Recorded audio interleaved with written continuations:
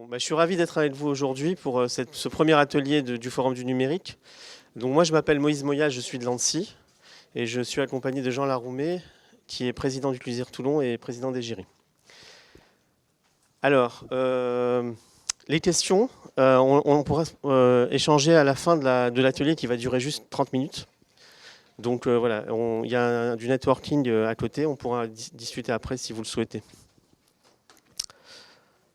Alors, on va très vite l'agenda, donc je vais vous présenter l'ANSSI en 2 mots. On va présenter le CLUSIR PACA.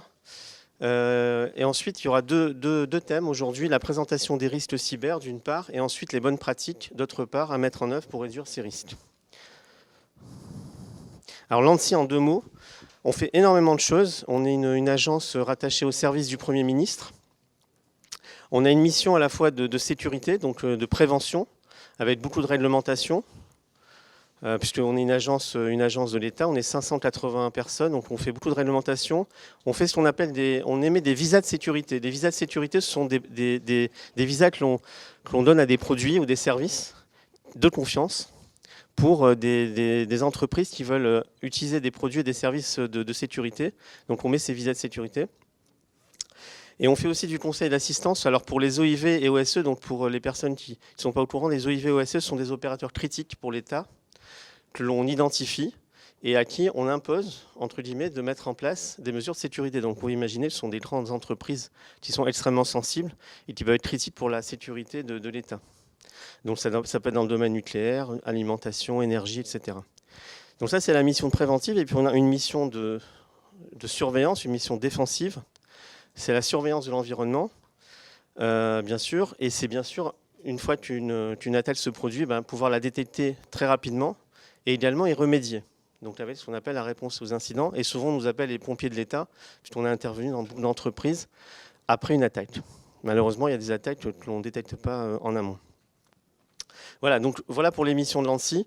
Je vais laisser la parole à Jean Laroumé qui va vous présenter le CLUSIR et vous présenter un panorama des risques. Merci Moïse. Bonjour à tous, donc Jean Laroumé, effectivement je suis président du CLUSIR Toulon. Le CLUSIR c'est un club de la cybersécurité qui est implanté en région PACA, le CLUSIR PACA, et nous avons différentes implantations, c'est ce qu'on voit sur le slide ici, sur Nice-Côte d'Azur, sur Marseille et puis sur Toulon. La région étant très vaste, on a créé des pôles locaux et donc moi j'anime la communauté qui est à Toulon. L'objectif du CLUSIR en région, c'est d'animer une communauté d'experts de la cybersécurité, mais aussi de non-experts pour aider soit des chefs d'entreprise, soit des personnes qui veulent travailler sur le thème de la cybersécurité le terme consacré maintenant, s'acculturer, mais prendre connaissance de ce qu'on peut faire en termes de cybersécurité, les bonnes pratiques, les normes, les menaces auxquelles on peut être exposé. Et donc voilà, on participe régulièrement à des manifestations au niveau toulonnais, au niveau régional.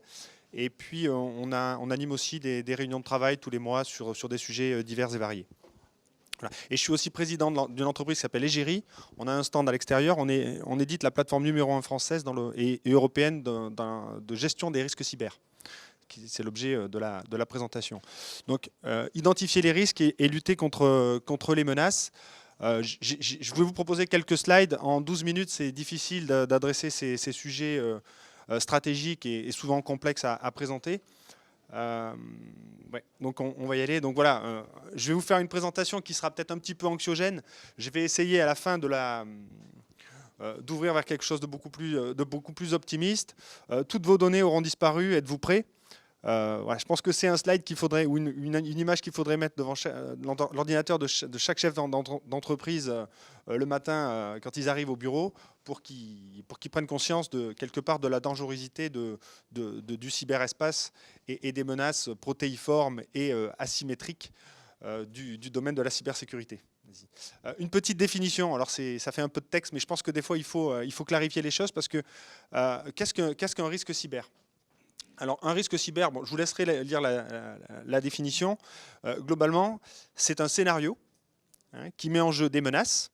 La menace, ça peut être par exemple un groupe cybercriminel qui a vocation à venir exploiter une vulnérabilité sur mon système d'information, une vulnérabilité que je n'aurais pas par exemple patchée. Et Du coup, je n'ai pas mis en place suffisamment de mesures de sécurité et qui va faire que cette menace va pouvoir inoculer mon système. Et ça va avoir du coup une incidence sur mes activités. Donc, fuite de données, atteinte au traitement automatique, fuite de données de l'entreprise, fuite de données utilisateurs, et donc causer un préjudice important sur l'entreprise. Donc, un scénario de risque, c'est ça. Ce sont des menaces qui vont exploiter des vulnérabilités qui pourront être neutralisées en partie par des mesures de sécurité et donc réduire quelque part cette exposition. Et on va regarder du coup quelle est la vraisemblance de ce scénario-là. Et face à cette vraisemblance, est-ce que c'est possible ou pas? On va regarder quelles sont les conséquences du risque sur l'activité. Maintenant, le risque cyber, c'est plus un risque technique, c'est devenu un risque stratégique. On verra tout à l'heure dans quelques exemples. Ça peut coûter extrêmement cher à des entreprises. Donc c'est quelque chose qui remonte maintenant au niveau des directions générales. Moi, quand j'ai commencé ma carrière en 2000, on parlait de d'abord on parlait de sécurité des systèmes d'information, et ça restait vraiment dans la DSI au niveau de l'écosystème d'experts. Maintenant, le risque cyber, il est vraiment remonté au niveau de la direction, et il doit être traité comme des risques opérationnels d'une entreprise. Voilà, donc le niveau de risque, c'est une vraisemblance, quelque part une probabilité d'occurrence, et des conséquences, et on rapproche ces éléments-là. Voilà, donc là, on vous a présenté un petit arsenal de moyens. Alors, il y a des termes qui sont consacrés dans notre domaine. Ransomware, par exemple, il y aura un exemple tout à l'heure. Hein, c'est on va dire un virus qui a vocation à chiffrer l'ensemble de vos données et qui vous empêche d'y accéder, du coup. Je ne sais pas si certains d'entre vous ont déjà fait l'objet de ce type d'attaque. Et on vous demande une rançon en échange pour accéder à nouveau à vos données. Voilà, sachant que dans la majorité des cas, même quand vous avez payé la rançon, vous n'accédez pas à vos données parce que quelque part derrière, ce sont des truands qui n'ont pas vocation à vous rendre vos données, ils ont plutôt vocation à vous voler de l'argent. Après, voilà, il y a plein de techniques d'attaque.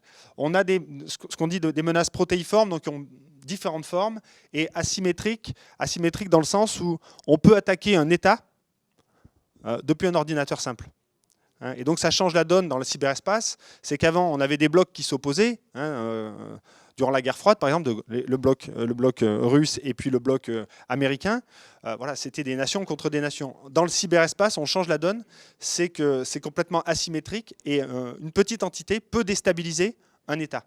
On a vu typiquement avec l'affaire Snowden, qui est encore un peu médiatisée, c'est une personne qui déstabilise un État. J'entendais un militaire un jour qui disait « Maintenant, avec une clé USB, on peut faire plus de dégâts qu'avec une bombe lourde. » Vous voyez ?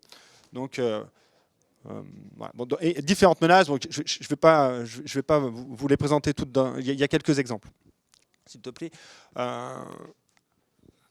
Alors, en termes d'attaquants, ils sont de plus en plus structurés. Ils sont très expérimentés et l'objectif, en tout cas pour les cybercriminels, c'est de gagner de l'argent. Et donc maintenant, vous verrez, il y a un slide éloquent tout à l'heure, on a monétisé la cybersécurité, c'est que cette cybercriminalité, elle permet de gagner beaucoup d'argent. Et donc les mafias qui faisaient dans le trafic de drogue ou le trafic d'armes, ils se disent autant être dans la cybersécurité, c'est anonyme quasiment. On arrive à conserver l'anonymat et puis récupérer énormément d'argent. Contre qui on doit se protéger quand on est dans la cybersécurité? Du coup, quelles sont les sources de menaces? Qui sont les attaquants? On a des États-nations, donc un État qui veut déstabiliser un autre. J'ai un exemple tout à l'heure que je vais vous présenter. Alors, ça peut être voilà, des États voilà, chinois, russes, israéliens, français aussi, américains, dans le cadre d'espionnage économique ou même de cyberguerre. Des organisations cybercriminelles qui ont vocation à récolter des fonds, des activistes qui défendent une cause et qui veulent déstabiliser une nation, une entreprise, parce qu'elle est contre la cause qu'ils défendent.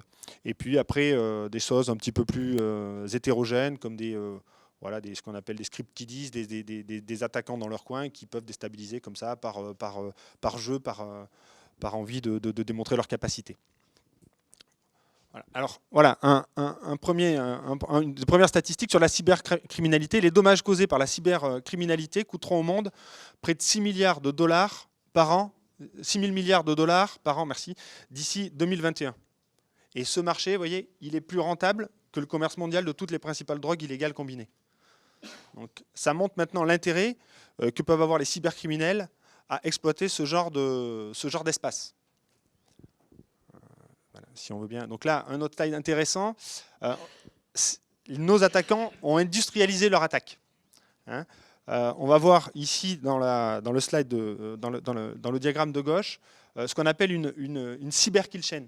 Donc les phases par lesquelles va passer un attaquant pour conduire son attaque. Donc il passe systématiquement par une phase de découverte, avec des voilà. Il va essayer de reconnaître, savoir...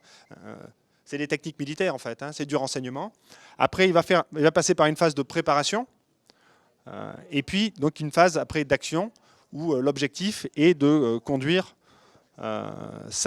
provoquer sa malveillance. Donc avec des profils d'attaquants qui sont de plus en plus évolués. On les voit ici. Ouais, non, attends, juste encore un tout petit peu. Ce qui est intéressant quand même, c'est le 99%. Ça aussi, c'est un chiffre un pourcentage qui est éloquent. 99% des vulnérabilités exploitées, que ce soit actuellement ou d'ici 2020, seront connues par les experts sécurité depuis au moins 1 an. Ça veut dire que quand un attaquant exploite une faille de sécurité, elle est connue des experts depuis 1 an. Ça veut dire que depuis 1 an, elle aurait pu être corrigée par la société ou l'organisation qui est attaquée. Alors ça, ce sont des chiffres de 2015. Je pense qu'on va pouvoir diviser le coût de fabrication par 2, parce qu'il y a au niveau de l'ANSSI des chiffres qui sont sortis et qui démontraient que ça coûtait maintenant beaucoup moins cher. Mais par exemple, un ransomware, le coût de fabrication, c'est 6 000 $. Le gain estimé sur le premier mois, c'est 90 000 $. Donc voilà, vous voyez, l'intérêt avec un ROI de 1425%, ça ferait rêver beaucoup d'entreprises du CAC 40. Pareil, sur le vol de données et la revente, plus de 500 millions de données utilisateurs volées en 2015. Alors, on a explosé les chiffres cette année. Et on voit là, notamment la valorisation des données de santé, c'est 50, notamment des données de santé, donc avec des données à caractère personnel qui contiennent des données de santé, ça vaut 50 $ l'unité.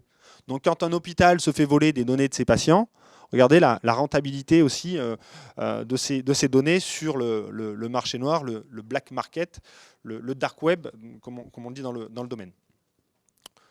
Alors, les vecteurs d'attaque se multiplient parce que le système d'information, il y a encore quelques dizaines d'années ou quelques années, il était fermé. C'était un réseau d'entreprise, un serveur et puis éventuellement un accès Internet. Maintenant, la majeure partie des serveurs sont dans le cloud. De plus en plus de serveurs sont dans le cloud. L'ensemble des objets maintenant deviennent connectés. Et donc, il y a de plus en plus de systèmes qui sont ouverts et donc de plus en plus de portes qui s'ouvrent. Et puis, on a aussi des éditeurs qui ont vocation à développer des fonctionnalités nouvelles parce qu'elles sont attendues par le marché. Et en développant très rapidement, je sais de quoi je parle puisque je suis aussi éditeur de solutions, on peut s'exposer parce que quand on publie une nouvelle fonctionnalité, on publie peut-être aussi de nouvelles vulnérabilités. Et donc, un certain nombre de grands acteurs qui sont pourtant les cadors du domaine du numérique ont fait l'objet d'attaques parce qu'ils avaient des vulnérabilités connues dans leur système. Et on ne parle pas de Facebook et ainsi de suite. Voilà. Un enjeu. Il y a deux choses qui vont révolutionner le numérique. On vit actuellement une révolution numérique. On est à peu près au milieu. Une révolution, ça prend 50 ans à se mettre en œuvre. Là, ça fait à peu près 25 ans que ça a démarré. Il reste encore 25 ans. On a quand même la chance, nous tous, ici, de vivre cette révolution. Qu'est-ce qui va révolutionner les années futures? C'est les objets connectés. Ce qui est intéressant, ce qu'on voit ici, c'est la population mondiale. Voilà, actuellement, on va dire, si on est en 2015, c'est 7,2 milliards. On va passer à 7,6 milliards. Et regardez, le nombre d'objets connectés, il est à 25 milliards, il va passer en 2020 à 50 milliards d'objets connectés. Donc c'est d'autant plus de systèmes accessibles par des hackers et des systèmes de la vie de tous les jours. Si on voit là le nombre d'objets par personne, en 2003, il n'y en avait même pas il y en avait 0,08%, 0,8 personnes, et en 2020, il y aura quasiment 6,5 objets connectés par personne. Hein, donc ça fait 6,5 objets qui peuvent contenir des failles de sécurité, et ces objets potentiellement contiennent des informations ultra sensibles sur ma vie, hein, ou sur la vôtre. Voilà. De plus en plus de vulnérabilités. Alors on en parle souvent, et je crois que c'est important de connaître ça, c'est les 0D. Je vous ai mis la définition. Une vulnérabilité 0D, c'est une vulnérabilité informatique n'ayant pas fait l'objet d'une publication ou d'un correctif. Voilà. Donc, certaines fois, les hackers, ils découvrent sur un système une vulnérabilité, mais elle n'est pas connue de l'éditeur. Et donc, elle n'est pas corrigée. Et donc, il peut l'exploiter tant qu'il veut. Voilà. Et donc, si tu veux juste remonter, donc les exploits, donc l'exploitation, le terme exploit, c'est un terme anglais, mais ça veut dire l'exploitation des vulnérabilités type 0D devrait atteindre 1 par jour d'ici 2021, comparativement à 1 par semaine en 2015. Vous voyez, donc c'est quelque chose qui va, avec l'émergence de tous ces composants qui sont connectés, il y en aura de plus en plus. Alors, quelques exemples. J'ai pris 2 exemples éloquents. Ils datent un petit peu, mais enfin, ils ont révolutionné quand même la prise de conscience dans le domaine de la cybersécurité. C'est l'attaque mondiale qui s'appelle WannaCry, qui a eu lieu en mai 2017. Plus de 300 000 ordinateurs infectés en quelques heures, dans plus de 150 pays. Et qu'est-ce que ce virus a utilisé? Il a utilisé une faille de sécurité qui était connue dans les systèmes Windows XP et toutes les versions antérieures. Et cette faille, elle avait été corrigée dans un bulletin de sécurité en mars par Windows, mais elle n'a pas forcément été appliquée sur tous les systèmes. Et donc, quand ce virus s'est propagé, il a cherché tous les systèmes qui n'étaient pas corrigés et il s'est propagé comme ça, il s'est propagé de façon mondiale. En bloquant les ordinateurs, les serveurs, et en demandant une rançon. Alors on dit, bah oui, ok, peut-être que j'avais une sauvegarde et tout, mais le problème aussi de ces ransomware, c'est qu'ils bloquent des serveurs de production. Et donc typiquement sur des chaînes de fabrication automobile, comme chez Renault par exemple, les serveurs s'arrêtent, ça arrête les automates, ça arrête la chaîne de fabrication, et donc pendant une semaine, on ne produit pas de voiture, et ça coûte très cher à l'entreprise. Cette année, c'est Altran qui a fait l'objet d'une attaque en début d'année, et Norsk Hydro, une entreprise norvégienne qui est numéro 1 de l'hydroélectricité et de fabrication d'aluminium en Norvège, et qui a été pénalisée pendant plusieurs jours, plusieurs semaines suite à une attaque de ransomware. Le coût global des dommages causés par les ransomware devait atteindre 20 milliards de dollars en 2021 contre 11,5 milliards, 5 milliards, 325 millions. Vous voyez, donc on voit en termes d'échelle. J'ai fini normalement, c'est ça. Et hop, le dernier. Juste, NotPetya, pareil, la même année, deux mois après, ou 1 mois et demi après WannaCry. Là, ce ransomware. Alors, on a l'impression que c'était un ransomware, mais en fait, c'était un sabotage. Autant le ransomware précédent, c'était des cybercriminels qui ont voulu récolter de l'argent par ransomware. Ils en ont gagné beaucoup d'ailleurs. Là, en fait, c'est un État-nation qui a voulu déstabiliser un pays qui était l'Ukraine. Et ils ont maquillé quelque part cette attaque en faisant semblant en fait, de propager un ransomware, mais l'objectif, c'était vraiment faire du sabotage d'une industrie d'un pays. Et 2 failles étaient utilisées. Et ça a coûté juste un ordre de grandeur. Il y a des exemples, mais on peut prendre l'exemple de Saint-Gobain. Ils ont communiqué 80 millions de pertes de résultats. Ça veut dire que les pertes en bénéfices sur l'année, et ça leur a coûté plus de 250 millions de pertes de revenus. Saint-Gobain, c'est Point P, tous ces trucs-là, ils ont pas pu, leur système de comptabilité client, tout ça ne fonctionnait pas. Les clients sont allés à la concurrence.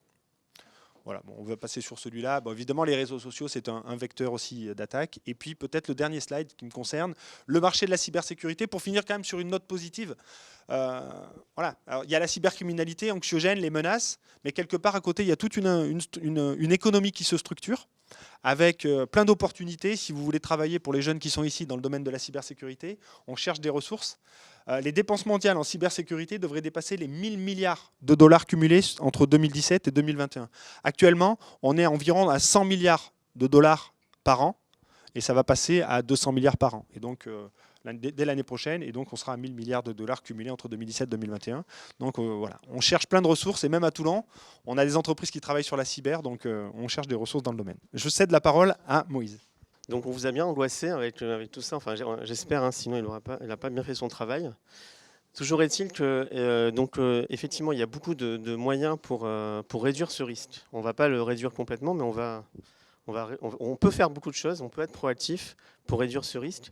Et ça c'est la bonne nouvelle, c'est que même si vous avez beaucoup d'attaques, on peut les éviter. Par contre, il faut que chacun se sente concerné, parce que là vous avez entendu parler d'attaques dans des grandes entreprises, vous n'êtes pas forcément tous dans des grandes entreprises. Il faut voir que l'ensemble des entreprises, de la plus petite PME, du particulier jusqu'à la grande multinationale, est concerné. Pourquoi ? Parce que vous avez des attaques qui sont ciblées.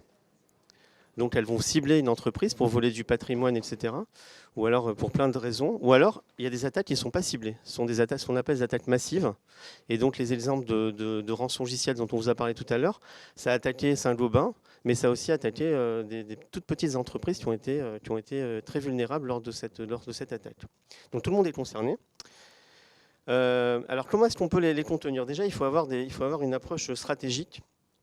Donc en fait, d'un point de vue organisationnel, en fait, c'est vraiment au plus haut niveau de management. Alors dans votre entreprise, il faut vraiment que vous alertiez vos managers si vous ne l'êtes pas, pour intervenir par rapport à ce risque cyber et donc intégrer cette problématique au plus haut niveau de l'entreprise. Dans le cadre de la transformation numérique, c'est la même chose. C'est-à-dire dès que vous démarrez un chantier de transformation numérique avec des consultants ou bien si c'est vous qui les mettez en place, il faut dès le départ intégrer des ateliers d'analyse de risque dans la mise en œuvre ou le redesign de vos process pour les numériser. C'est ce qu'on appelle la security by design. C'est un sujet qui est extrêmement important. Et plus vous le faites en amont, plus vous limitez le risque d'attaque. Il vaut mieux plutôt le concevoir en amont, le security by design, plutôt que intervenir après une attaque. Et puis bien sûr, la prise en compte dans l'ensemble du cycle de vie, que ce soit d'un produit, d'un service, de la sécurité, ça rejoint un peu ce que j'ai dit avant, mais pas forcément au niveau de la transformation numérique, également dans d'autres aspects de la transformation numérique, s'il te plaît. Donc aujourd'hui, la personne qui s'occupe de sécurité informatique, souvent dans l'entreprise, elle était un petit peu pas mise à l'écart, mais bon, elle n'était pas forcément très écoutée. Donc aujourd'hui, maintenant, les responsables sécurité dans les entreprises sont invités au board pour exposer ces risques et pour faire part à leur président. Il faut voir maintenant que vous avez des présidents d'entreprise qui ont été licenciés suite à une attaque informatique. Donc il faut voir que le président de Target aux États-Unis, qui est l'équivalent d'un La Redoute, a été licencié suite à une attaque. On a volé des millions de numéros de carte bleue il y a quelques années. D'où l'intérêt des CEO pour la cyber depuis quelques temps. Alors, un autre constat aussi, et ça c'est intéressant parce qu'à tous les niveaux, chaque utilisateur de l'informatique peut être partenaire dans cette réduction du risque. Ce n'est pas juste le responsable sécurité informatique qui doit faire le travail tout seul dans son coin et de temps en temps vous alerter. C'est que chaque collaborateur doit mettre en œuvre ce qu'on appelle des mesures d'hygiène informatique. Alors la mesure d'hygiène, bien sûr, vous les imaginez, ça peut être changer son mot de passe régulièrement, par exemple, ne pas utiliser n'importe comment des clés USB, enfin on va en parler après. Donc vous avez des mesures d'hygiène à mettre en place. Et donc, en mettant en place ces mesures d'hygiène, vous allez réduire le facteur humain. C'est ce qu'on voit, c'est que le plus important dans tout ce qui se passe, c'est que souvent c'est dû à des erreurs humaines. Donc on a des mesures techniques et organisationnelles pour réduire le risque, mais le facteur humain, c'est chaque utilisateur du système d'information, soit à titre personnel ou pour son entreprise, qui en est responsable. S'il te plaît. Voilà, alors une fois qu'on a dit ça, il y a quand même des basiques à prendre en compte. Le premier basique, c'est de connaître parfaitement son système d'information. Vous avez énormément d'entreprises, elles ne connaissent pas leur informatique, elles n'ont pas de cartographie. Donc si on ne connaît pas son système d'information, on ne va pas pouvoir le protéger. Une fois qu'on connaît son système d'information, on va analyser ses risques. Bon, ça, on en a beaucoup parlé. Donc connaître ces risques, c'est primordial parce qu'on peut avoir des risques majeurs, des risques mineurs. Et donc, il faut les identifier, les classer et ensuite mettre des mesures en face. Pour ça, donc, on a beaucoup de méthodologies pour mettre en place cette connaissance des risques. Ensuite, être up-to-date. Alors, up-to-date, ça veut dire quoi? C'est comme on l'a dit tout à l'heure, quand vous avez des vulnérabilités, il faut les connaître. Et si vous les connaissez, vous allez pouvoir les réduire, mettre ce qu'on appelle des patchs. Donc connaître et aussi avoir une veille, une mini-veille au niveau des risques cyber, ça c'est extrêmement important pour une entreprise. Alors bien sûr, surveiller son système d'information. Alors on peut mettre aussi pour détecter également des alertes. Et là, le dernier point qui est extrêmement important, c'est la prise de conscience des salariés. C'est sensibiliser au maximum les salariés par rapport à ces sujets. Voilà. Alors, quelques bonnes pratiques, je ne veux pas vous les lister toutes parce que malheureusement, je n'ai pas beaucoup de temps, mais vous pouvez retrouver plein d'infos sur le site de l'ANSSI.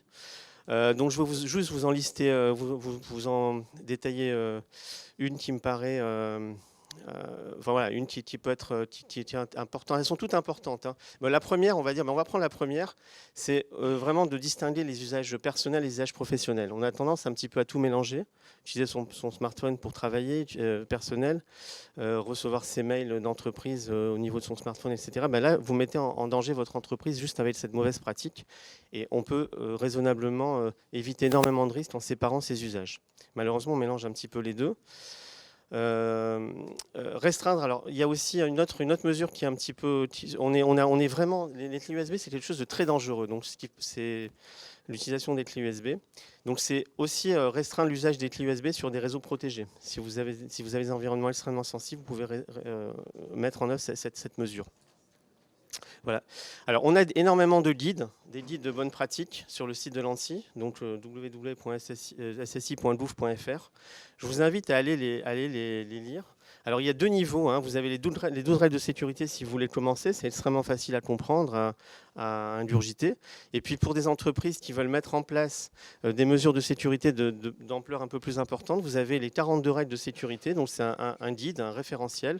Et donc, dans chaque règle, vous avez les mécanismes pour les mettre en œuvre, hein, depuis l'organisationnel jusqu'aux mesures les plus techniques qu'on puisse imaginer.